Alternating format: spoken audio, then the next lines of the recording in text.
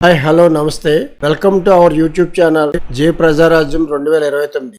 మీరు కనుక మన ఛానల్ ఇంకా సబ్స్క్రైబ్ చేయనట్లయితే దయచేసి వెంటనే సబ్స్క్రైబ్ చేయండి. మేము చేసే వీడియోలన్నీ మీకు వెంటనే నోటిఫికేషన్ వస్తాయి. మెగాస్టార్ చిరంజీవి ఆయన పేరు ముందు మెగాస్టార్ చేరిన తర్వాత ఇప్పటి వరకు 13 మంది ముఖ్యమంత్రులు మారారు.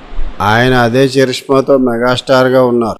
ఆయన మెగాస్టార్ గా ఉండగా ముఖ్యమంత్రి పీఠం ఎక్కి అధికారాన్ని పాపులారిటీని పొందిన వారు కాలచక్రం తిరిగేసరికి కాలగర్భంలో కలిసిపోయారు. అందరు కాలధర్మము చెందారు. ఆయన ప్రభ మాత్రం దేదీప్యమానంగా వెలిగిపోతూనే ఉంది.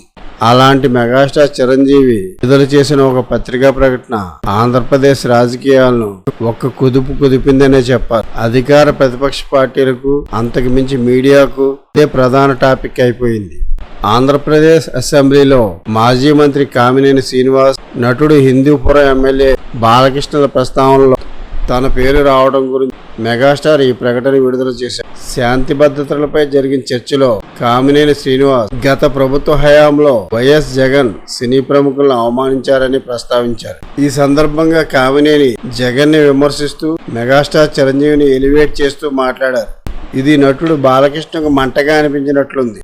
ఎవడూ గట్టిగా మాట్లాడలేదు అక్కడ అని మెగాస్టార్ చిరంజీవి గురించి పరుషంగా మాట్లాడారు. బాలకృష్ణ మాటల వల్ల మెగాస్టార్ చిరంజీవికి వెంట్రుకోకూడదు. ఎందుకంటే బాలకృష్ణకి పబ్లిక్ లో ఎలాంటి ఇమేజ్ ఉందో అందరికీ తెలిసిందే.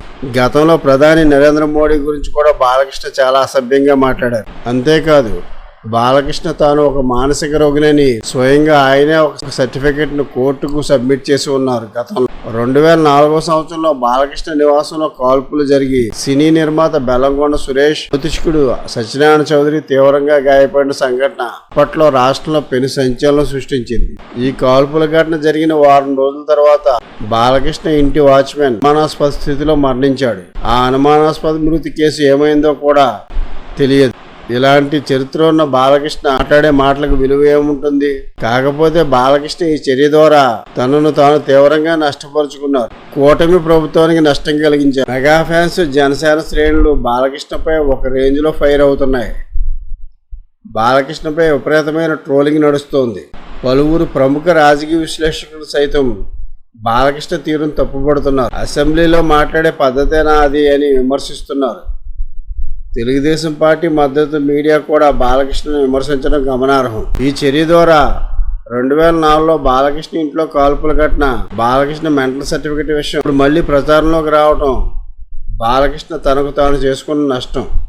2004లో కాల్పుల సంఘటన జరిగినప్పుడు సోషల్ మీడియా ఇంతలా లేదు. ఇప్పుడు సోషల్ మీడియా ద్వారా ఆనాటి సంఘటన పూర్వపరాలు మొత్తం బయటకు వచ్చాయి. అసలు సినీ ప్రముఖులు జగన్ నివాసానికి వెళ్ళినప్పుడు ఏం జరిగిందో చెప్పడానికి బాలకృష్ణ ఎవరు? ఆయన అక్కడ లేరు. సినీ పరిశ్రమ సంక్షోభంలో ఉన్నప్పుడు బాలకృష్ణ ఎలాంటి బాధ్యత తీసుకోలేదు. తనకు పట్టినట్లు కూర్చున్నారు. తన సినిమా అఖండ రిలీజ్ కు మాత్రం టికెట్లు పెంచుకోవడానికి జగన్ ను వచ్చి కలుస్తానని, అపాయింట్మెంట్ ఇప్పించమని కోరారని అప్పటి మంత్రి పేరు నాని చెప్పారు. నాని ఇప్పుడు కూడా మళ్ళీ అదే విషయం ప్రస్తావించారు ప్రెస్ మీట్ లో. మరి జగన్ ని కలవడానికి తాను ప్రయత్నించడం నిజం కాకపోతే బాలకృష్ణ పేరు నాని ప్రకటన ఖండించాలి కదా. మాట్లాడడం లేదంటే నిజమేనని తెలుస్తుంది కదా.